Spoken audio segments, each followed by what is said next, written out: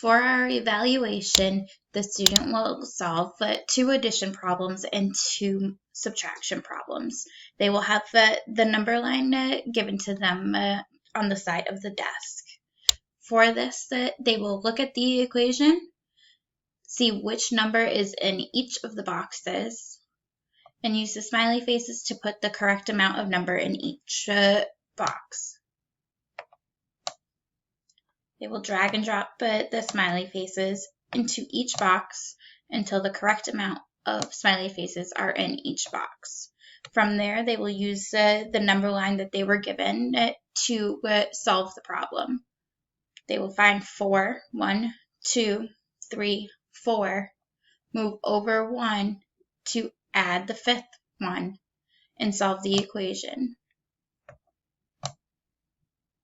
At the end, they will put the correct amount of smiley faces into the last box.